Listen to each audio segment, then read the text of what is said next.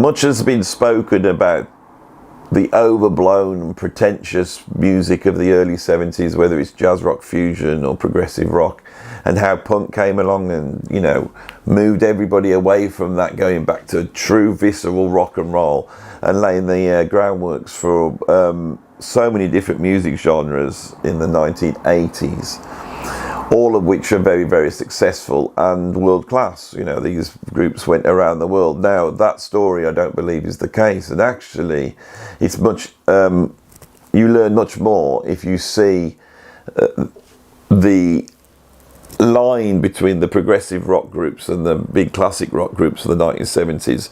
That line runs straight through to popular music in the 1980s.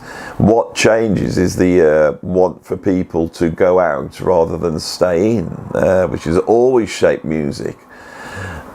On this video, I'll be sitting down with the historian Ben Finlay, and we will be going through the social and political influences in my country on popular music from the late 70s through to the 1980s.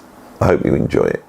1972, 1973, a posh lad who had lost his way a little bit, who had been playing on the sort of folk scene that had come out of all this music, the folky prog scene here in the UK, managed to hook with another wayward poshie who had, you know, a bit sort of without any real direction, had been sort of, his mates had got together and said, well, Richard, you should have your own record label. And so suddenly in the 70s, as part of this very opulent progressive rock era that's going on, which is producing bands like Yes and Jethro Tull and Pink Floyd, making some of the biggest albums in the world, but not pop albums at all. And I think the high point of the progressive rock era really is Tubular Bells, which is beyond anything that the bands do, because now we've got an individual using technology to create one piece of music that lasts over, you know, 2 sides. No singing really, strange narrations perhaps, but no real singing, based upon, you know, avant-garde, minimalist, you know, composition. This, the rock world has never seen anything like Tubular Bells. And then it comes out, and because of a fortuitous, inclusion in the hit film Exorcist, another groundbreaking film in that it wasn't usual, one of my favourites, your usual sort of box office film. Really, the beginning of that whole cycle running up through Jaws and the disaster movies and the new horror movies. It's a really groundbreaking film. That and The Godfather, I think, are the two of that period, but that would be another video altogether. Another one. But this is where my memory kicks in. As a 5-year-old, going out with my mum and dad on a Saturday morning shopping and wondering why the hell there was this square picture everywhere of these twisted chrome bells with no explanation on it whatsoever, sort of floating above a very choppy in the English sea. Yeah. What the hell's this? And I came to it later, and even in the 80s, this is still around. So what's changed? Well, I think, thinking broadly, the technological thing of the 60s has increased and got better and better. So what you've got that in terms of recording studios, you've got that in terms of the way that albums produce. You can hear it nearly every year from the late 60s, can't you? 67, 68, and 60. So something recorded in 71 is going to sound, say something like Metal by Pink Floyd, it's going to sound something different than Ummagumma in 69. There's already a change there. And also home record players, stereos and all the rest of it changed so much. There's an increase in British industry with this stuff, with the Lindeck, with Quad, those sort of those companies as well. Cambridge Audio, they're booming during this time. And I think in the big picture, so we have had this cultural democratization, everyone can do it, but we haven't hit the disco era yet. We haven't hit this sort of stuff. So there's this thing that people's living conditions at home are better. I think you can get a nice stereo at home. And for a lot of people, I think in the early 70s, I was listening, I can't remember, some podcast I was listening to, it said we didn't have a television. We had a sofa, we had a couple of bits, and the stereo was the focal point of the room. You had your albums lined up, and the stereo, the audio, it was all about. And people would obviously go to gigs, but they would also sit around communally and probably take, some sort of relaxant, as it were, and really drink in these albums and listen to it in the dark from the beginning to the end. So we needed something that one of the things interesting that's come out of the episode before, when we were talking about the Harold Wilson government, is the Harold Wilson government had really pushed a new British technological era. And you've got companies like Philips. My dad was now working at ICI, the chemicals company.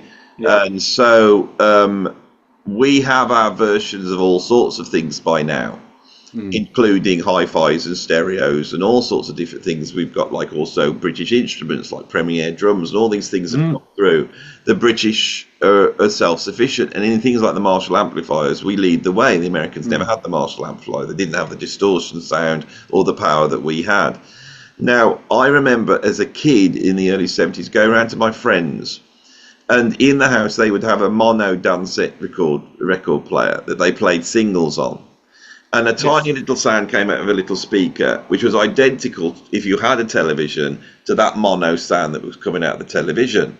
And so up until that, it had all been about the single. It had all been about sitting and watching Top of the Pops and the record working through that tiny speaker. You had a radio, but our radio was this. It wasn't like a great big radio. It was a little box radio. Yeah, a little transistor thing like that. Yeah. My mum would put Terry Wogan on in the morning, and we would hear these records coming across. And of course, something like Jolene by Dolly Parton works in mono across that. It's very simple.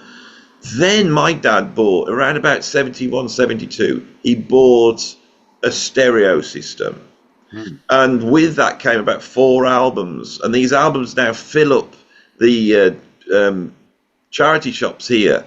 These stereo spectaculars, where, people had done recordings of Beatles songs and then panned everything all over the place. And so there was this thing that happened, and I remember it. My dad came home. He wired up this hi-fi, following the rules. He nailed the speakers to the wall, and he put one speaker over them. We had beams in our house, so he put them up in the roof, one speaker over here and one speaker over the other side. And he put a record on, and we sat there in the low light while my dad smoked his cigarette, filling the room with cigarette smoke, billowing through the lights. And I remember this. Brilliant. And suddenly it was like the cinema, which is the only experience you had of this visceral artistic experience came in. I remember it. And for me, it was things like stereo Duke Ellington albums. The big band was suddenly going, whoa, or the Modern Jazz Quartet, the 70s Modern Jazz Quartet albums that my dad had, where you could hear the ride cymbal there. My dad wasn't buying Pink Floyd albums, but it was there in other stuff, And it's interesting you mentioned the cinema for sound, because that's what, if you were a rich rock star prior to the Philips and these companies distributing better speakers and stuff, they used to buy old cinema L-Tech speakers and stuff like that and use them. I remember reading, I think Keith, so people like Eric Clapton said, well, I just had we had old cinema speakers to get that sound.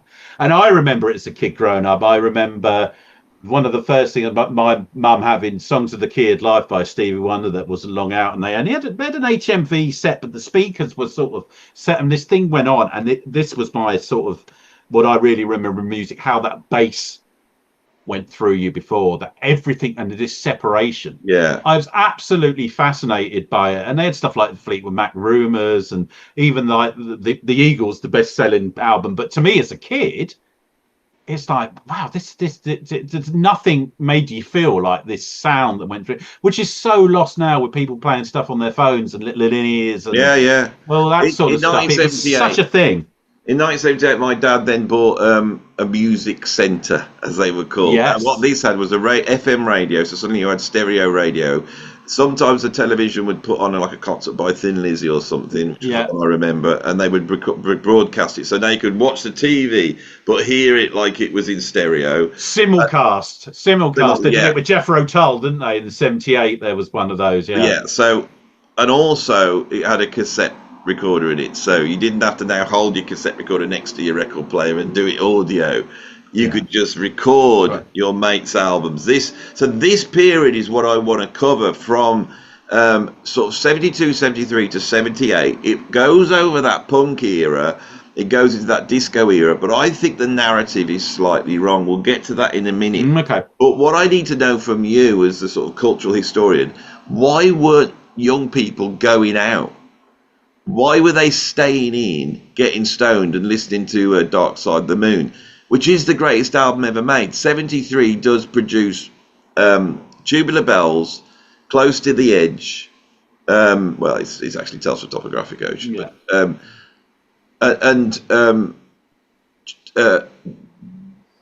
Dark Side of the Moon. And these albums they're not normal albums. They're like, it's like almost like a drug stroke spiritual experience. I think there's a certain point. I mean, some people will have gone to gigs to see it, but if you listen to these bands at the time, the live stuff, if you like listen to the Floyd on the double Dark Side of the Moon disc, so you've got this album, this sonic, just still sounds absolutely amazing, doesn't it? Yeah. Live, they sound great, but it's quite rough. They can't replicate that live. They have to wait to the 80s with the Dave Gilmour band, the Reform, and there's bloody 12 of them on stage to replicate these tracks to make it sound like the album. So they could do Dark Side of the Moon in 94 with 12 people and all the sound system. But in 74, 75, when they were doing it, they could still play it. They had the energy, but they weren't aping the record. So I think, and also this, as you mentioned, that sort of drug spiritual experience is like, well, this is the best. You're not going to go to the pub and feel that same thing, are you? There's not going to be that. What's culturally going on for young people to want to be in the house? Is there anything that is stopping them from going out? Is there, what is happening? I know there's a burgeoning pub rock scene, but it's very far removed from what is selling millions of records, which is pretty close to the edge or thick as a brick. This is bonkers stuff. Why are you staying in and lapping this up? There's stuff going in the country in the 70s. There's far more industrial disputes, which there were under Wilson when Edward Heath, Conservative, comes in 1970. You've got the big miners' strike of 72. You've got the power cuts, the 3-day week of 73. Sorry. So there are issues. There's a lot more politically happening, and there's also very, very quickly, it seems like a cliche, but there is a downturn from that 60s optimism at the end of the 60s. People cite Altamont and what happened there, and I don't think that really had the same effect. I'll tell you, the early not 70s, in this country though. Yeah, in the early 70s were bleak. Yeah, there's my parents in the 60s were all light and cheery, but the 70s were bleak, and it seemed that that very British sort of Italian job-esque joy of the moment and the future had gone. Well, I think I think they were such an influence. It's easy to forget these days. I think the split up of the Beatles in 1970 made a difference. I mean, they were such a cipher for and so representative of an optimism and an irreverence that Lennon goes to America, that it all seems that everything becomes a little bit more disparate, doesn't it? There's a feeling of the optimism of the 60s, and you have these changes. Then you get to the early 70s, it's like, well, what now? You get a turning inwards. The American writer Tom Wolfe in the mid-76 wrote a piece called The Me Decade. People start going in. There's this internal sort of the promises of the 60s, the promises of the counterculture, the promises of the stuff that there was revolution and we were going to change the world and all of this stuff didn't particularly happen. And these things don't happen overnight. What's set is a series of influences that would come out a lot later. So there's. And what's interesting here is, with all your knowledge, there isn't anything politically or culturally that we can pinpoint that creates this thing. But you don't feel like the youth are going out to clubs, getting drunk, having that sort of visceral pop music, rock music experience. I think some are. I think if you think of things like Northern Soul and all that stuff prior to disco, people were. But that's still a bit earlier, though, isn't it? It's a bit early, yeah. I think middle class youth, particularly with the money and whatever, are using their stereo systems, and they're staying in. And there's a change with a lot of people with drinking with younger people there as well, that they're more likely to be smoking joints and looking for an experience and something to lift them out of it. Then this is a huge era when things like Lord of the Rings sort of come back in and people start reading loads of Tolkien. There's all those things. Well, you get the Glastonbury Festival start in '77. No one's heard of it. No one knew what it was. And so, and the tail end of the counterculture as well. And then I suppose there's this downward sort of spiral you sort of get, particularly in America, you get sort of like the paranoid decade of in the States and the realization of what Vietnam's turning out to be and how it still continues. And we take a lot from the States, and I suppose some of that might bleed into this as well. Things are easy to shift on the head if there's a feeling of real optimism in the air, and the news and stuff, periodicals, papers, all that, carry that forward. That's one way of looking at it. For the moment that we start to go negative, people start seeing that in that terms of theme as well. So if we take all that, if we take this idea of this sort of Aquarian utopian age of the 1960s, that young people are not going to live like their parents, they're going to enact this sort of Woodstock thing, but it doesn't happen, does it? And so what you suddenly have is the youth of the 1960s. What do? Well, they just knuckle down and become like their parents. Well, they can't. And I wonder whether what we have in the early 70s is the 1960s generation, the 1960s generation actually keep touching base with this rock and roll culture. They're not going to now hang it all up. So they may get jobs, they may start to earn money, but perhaps the progressive rock thing is driven not by 14s and 15-year-olds, but is driven by 24 and 25-year-olds, the same lot who expect more. I mean, well, the pop's still there, isn't it? I mean, with glam and things like that as well. That would be particularly with Mark Bolan and people would younger Bay people. City Rollers, isn't it? That's what Bay City Rollers. Yeah. So that sort of generationalism is there, but for the people that have grown up, you're right. They get into this time. They still keep some sort of base with it. But I suppose, like my parents, I came along in '74.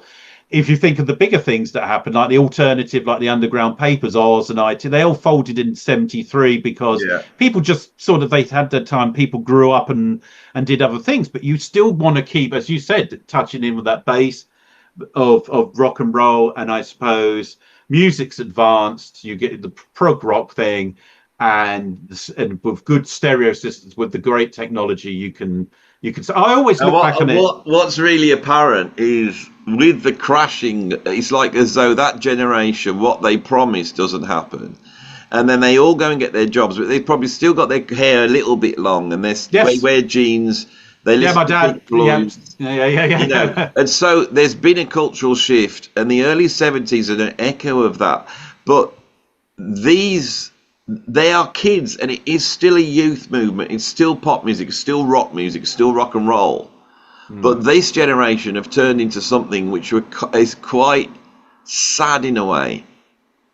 And so you could see that what's about to come in next is a bunch of younger kids looking at this. It's not a generation gap. It's again, that brother and sister thing that I described in the 1950s, when you got the older sophisticates and then the young kids, so the older kids who are listening to like trad jazz and maybe Dave Brubeck, and the younger kids are actually want to listen to Hank Marvin. Yeah, there's a subculture within the generations. The thing is, when you see interviews, sorry to butt over you, I'm really and the whole point of these conversations is to get to something I've never thought before, and hopefully say something about music history which is enlightening.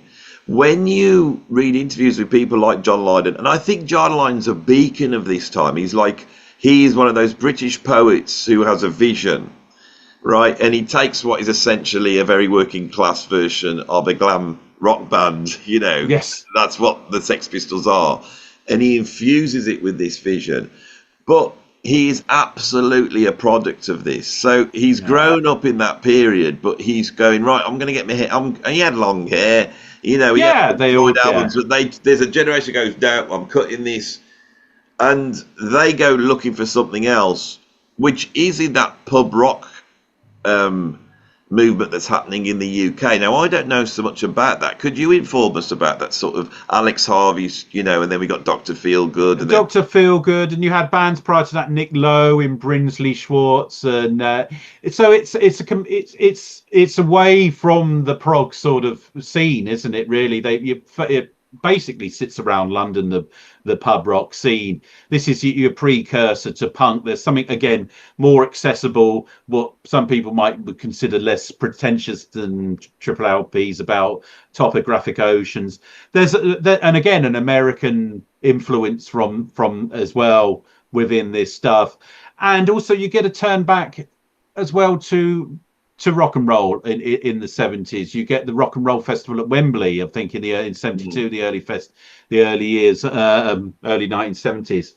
So there's this, as you said, there's a generational split within the generation as well. I've never heard anybody said this, but now once you identify it, this is not something that's happening politically, except for when Thatcher emerges. I remember this, 76, when she became leader of the Conservative Party. And although she was very middle class, it was like a new era coming in. And it was like as though the punk nihilism that was emerging there begat Thatcher in a way. There's that in Thatcher. There's that DIY ethic as well, the do-it-yourself thing, the Thatcher leveling the Conservative Party of all the old Tweedy One Nation Tories that were there, coming in as the underdog from the outside, from a dad who ran a grocery shop and all of this sort of stuff. And you see that in the punk era as well. I mean, ironically, the Sex Pistols were signed to EMI, and they still had Chris Thomas, who was the engineer on Dark Side of the Moon, and that's why it sounds good as an album, I presume. But you do have that as a repudiation of this stuff. So that era, the era that we like and talk about and stuff. So but you know what I can see is happening is that in '69, those kids, they are kids. Yes. And so they're buying Black Sabbath albums, 21st Century Schizoid Man, Pink Floyd, which is really wild at that point, because they're young and they want to have that new vision. But what the 70s is for the first time, when those kids hit 21, they don't become the next generation. They sit there. And so by the mid-70s, you've got a bunch of people in their 20s who think they're dead cool because they've got long hair and, they're walking around and they're dressing like the guys in the LP, and they go and pose like Love Beach. And those guys are cool. That's not old people. That's young people being... they're all young still, aren't they? Zeppelin could have got and stood in that, sea and with their chests out and got away with it. Then their little brothers and sisters are laughing at them. And what you get is, and I've realised this is a slow walk from that very exciting progressive rock. It just becomes more and more conservative, and it doesn't go away. The punks don't replace it. What happens is the older ones go into like variations. These are very British things. Variations by Andrew Lloyd Webber. Everyone buys them. Oh, the Julian, They buy War of the Worlds. You have Sky come out. And by the time they're 30 in 1980s, it's created a different adult market, which is probably then going to move into Dire Straits or maybe even American bands like Journey and Styx and that adult orientated rock, the British version of that. And I remember something while I'm here, my uncle, bless him, who died. He was a boomer generation. He was a real audiophile, and they had the money to do it. As you said, your dad bought a music centre. He was always buying a new one. And I remember him saying to me, I've just put the Dire Straits, the Brothers in Arms. I cried. It's just the clarity, all of this sort of stuff. I don't think he ever got down, but I think he went to gigs, but I don't think he ever really got down and dirty at gigs. It was this, And I was born into that, so I was that was around me. Though I did go to gigs, and we didn't have the money to have a stereo like that. But it's a another big observation I've had is if you take Dark Side of the Moon, and then you follow Pink Floyd through Wish You Were Here, which is a much more grown up. Let's get rid of all the silly, philosophical chats. Let's pare it down, and then the very political Animals, and then The Wall. And this sort of rock star, I can't take being a multimillionaire thing. They start to lose it. And their audience, I believe, does move over to Dire Straits, which is much more straight down the line in a way. But the Love Over Gold album is really the Pink Floyd album that never came. Exactly, and it's interesting because my mum loved the Straits, but it was the early Straits stuff, and when they were a 4-piece, when they first came out, that I always liked that first record. First couple of records are great, and then they make Love Over Gold, which is the real, as you said, that Floyd album. Love Over Gold is about Telegraph as good Road, as it gets. And Private Investigations. It's about as good as it gets. And I'm not a Dire Straits fan, but I remember I would go around to my mate's house and listen to that album. Right, and my mate, and we were like 13, 14, but we were listening to all the pop music, all the new wave of British heavy metal, which was our version of punk. This is my era. But also, we would listen to Love Over Gold, we would listen to War of the Worlds, we'd listen to Camel. My mate was into Camel, but it wasn't the 70s Camel. And so these things were existing at the same time, and the advent of Marillion in the 1980s. Didn't want to talk about any of this on this video, but it's what I've realised is that for the first time, it's multi-leveled and it's divisive, and so the era that we're going to now go into, which is not the punk era, which I think is a blip. We're going to be looking at that 1980s era, my era, New Romantics, and then the ska stuff and the sort of what was it, the electro stuff, all of that bit, which for me is a big swirling mix of these two things. Which is really interesting, because what it is that generation now, after the 60s, is wider. The generation is wider. That's the key. The elder statesmen are like Status Quo and the Rolling Stones. They're like 40, but they're still there. They're still there, and it's interesting if you think of like going back to the bloody Band-Aid, the day that they think it's Christmas. Phil Collins is considered one of the old guard, but I think he was only about like 30 in his early 30s. He's only about 34, 35. When he did that. Because it's it's like if you were a rock and roller in 1956, right? So say you were a rock and roller in 1956. By 1966, it's over for you. You're done. And that generation are done. They've got jobs, and they're just going looking, and they're looking around, going, "What the bloody hell's this?" But that doesn't happen. This is the key that's come out of this. The first generation that don't know what the future's going to be, but they're the Claptons and the Stones and those McCartneys, those sort of people, but they're not going to stop. And in their late 30s, they probably feel still relatively youthful. The truth is that 1960s generation, the people who that support this channel, the people who watch this, the people who are listening now, they never let it go.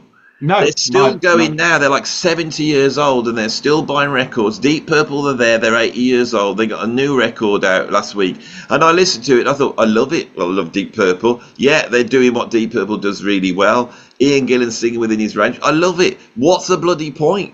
I don't know.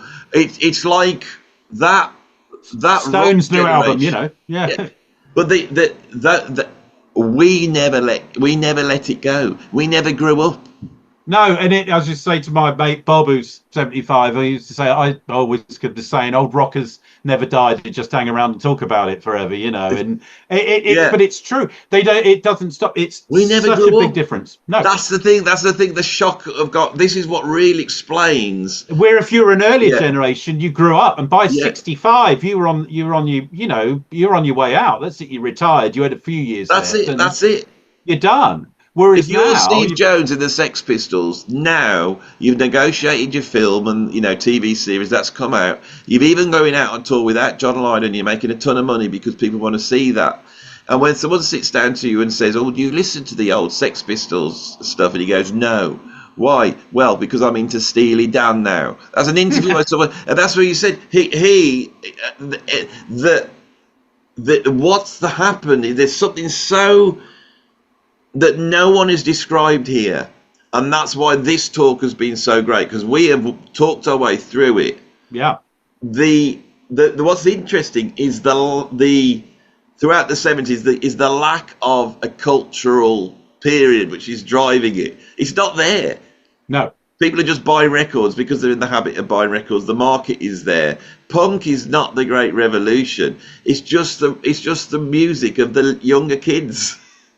And as soon as they're into it, it doesn't stay. It's not like the Kinks turning into, Stones turning into Led Zeppelin. It doesn't do that. It goes poof after 1 year, and then they just join in with what was going on anyway. Yeah. Exactly. And Genesis and all that in Yes go, oh yeah, well, we can still do this, come on then. Abacab, let's go. And the kids all buy it. We all bought it.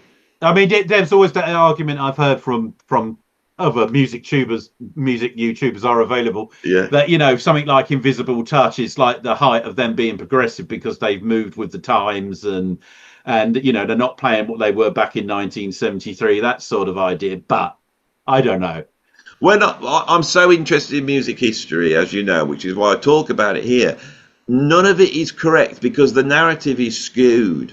Yeah. And there is a political stroke social desire to go, prog was terrible, classic rock was all awful, but we can grudgingly like that in a sort of postmodernist way.